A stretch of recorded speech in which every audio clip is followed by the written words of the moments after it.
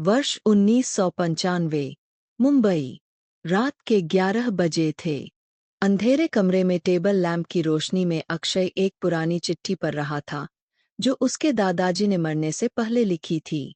चिट्ठी के आखिरी पन्ने पर खून के धब्बे थे और लिखा था, अक्षय, तुम्हें वापस आना होगा। गांव की काली नदी के पास वह मंदिर। उसने सबको मार डाला। वो आएगी। रुक नहीं सकती। क्षमा करो। अक्षय के हाथ कांप गए। उसके दादाजी की मौत रहस्यमयी थी। गांव भूमगर की काली नदी में डूबकर परिवार ने कभी उस गांव का नाम लेना बंद कर दिया था। लेकिन चिट्ठी में छिपे संकेतों ने अक्षय को वापस जाने के लिए मजबूर कर दिया। अक्षय ट्रेन से उतरकर एक टूटी सी बस में बैठा। भूमगर की ओर जाने वाला रास्ता घने जंगलों से घिरा था। बस ड्राइवर ने उसे चेतावनी दी, साहब, यह गांव श्रापित है। सूरज डूबने से पहले लौट जाना। नदी के पास मत जाना, वरना वो तुम्हें ढूंढ लेगी। गांव पहुंचते ही अक्षय ने महसूस किया कि हवा में जहर घुला था। घरों की खिड़कियां बंद थीं और लोग उसकी ओर संदेह से देख रहे थे। केवल एक बूढ़ा, जिसका नाम बिरजू था, उसने अक्षय को अपने घर में शरण दी। रात में बिरजू ने कहानी शुरू की। तुम्हारे दादाजी ने यहाँ के मंदिर में एक प्राचीन मूर्ति खोजी थी, लेकिन वह मूर्ति कोई साधारण पत्थर नहीं थी। यह चुड़ैल की मूर्ति थी, जिसे सैकड़ों साल पहले गांव वालों ने नदी में फेंक दिया था। तुम्हारे दादाजी ने उसे वापस निकाला, और तभी से अभिशाप शुरू हुआ। अक्षय ने बिरजू के घर में रात बिताने का फैसला किया। आधी रात को उसे लगा कोई उसके कमरे की खिड़की पर खड़ा है।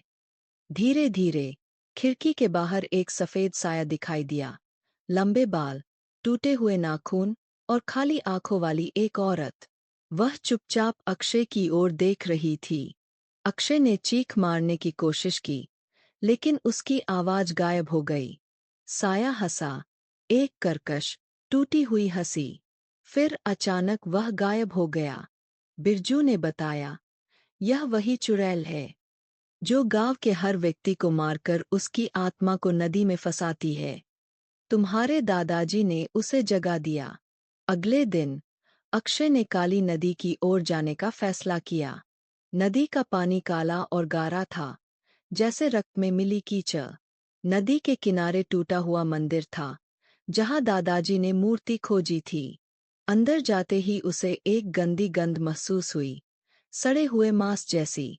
तभी उसकी नज़र एक पुरानी डायरी पर पड़ी, जो दादाजी की थी। डायरी में लिखा था, मैंने गलती कर दी। मूर्ति को नदी से बाहर निकालकर मैंने उसके बंधन तोड़ दिए। अब वह हर रात एक व्यक्ति की बलि मांगती है।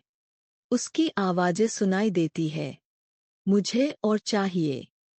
डायरी पढ़ते हुए अक्षय ने पीछे से पैरों के खिसकने की आवाज़ सुनी।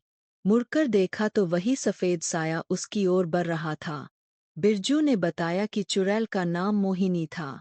सैकड़ों साल पहले गांव वालों ने उस पर जादू टोने का आरोप लगाकर जिंदा जला दिया था।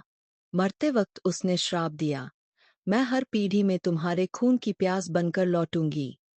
मोहिनी की अस्थियां नदी में फेंक दी गईं, लेकिन जब भी कोई उस मंदिर के पास जाता, वह वापस आ जाती। अक्षय के दादाजी ने मूर्ति खोदकर उसे फिर से जीवित कर दिया था। अब वह गांव वालों की आत्माओं को अपना गुलाम बना रही थी। रात को अक्षय ने बिरजू के घर में एक पुराना फोटो एल्बम देखा। उसमें गांव के सभी लोगों की तस्वीरें थीं, लेकिन हर व्यक्ति के चेहरे पर काली पट्टी बंधी थी। बिरजू ने बताया, जिसकी भी आत्मा मोहिनी ले लेती है, उसकी तस्वीर ऐसी हो जाती है। अक्षय ने मोहिनी को रोकने का फैसला किया। बिरजू ने उसे एक तांत्रिक का पता बताया, जो जंगल में रहता था। तांत्रिक ने अक्षय को एक मंत्र दिया और कहा, मोहिनी की अस्थियां नदी में है, उन्हें जलाकर राख करो, नहीं तो यह अभिशाप कभी नहीं रुकेगा। अक्षय ने नदी में डुबकी लगाई।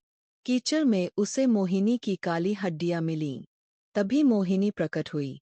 उसके हाथों में नुकीले नाखून और आंखों से खून बह रहा था। अक्षय ने मंत्र पढ़ा और हड्डियों को आग लगा दी। मोहिनी चीखी, तुम मुझे नहीं मार सकते। मैं हमेशा लौटूंगी। लेकिन आग की लपटों में उसका शरीर राख हो गया। सुबह होते ही गांव में रौनक लौट आई। लोगों के चेहरों से डर गायब था। बिरजू ने अक्षय को गले लगाया। तुमने हमें बचा लिया। लेकिन जब अक्षय वापस जाने लगा, तो नदी के किनारे उसे एक सफेद साया फिर से दिखाई दिया। इस बार उसके पीछे सैकड़ों आत्माएं खड़ी थीं। मोहिनी की कर्कश आवाज गूंजी। तुमने सिर्फ मेरा शरीर जलाया। मेरी आत्मा तो इस नदी में बसी है। अक्षय ने पीछे मुड़कर देखा। पूरा गांव अचानक खाली था। हर घर की खिड़कियों पर वही सफेद साए मुस्कुरा रहे थे। यह कहानी यहीं समाप्त नहीं होती। यदि आप जानना चाहते हैं कि मोहिनी के साथ क्या हुआ था तो कमेंट करें। धन्यवाद।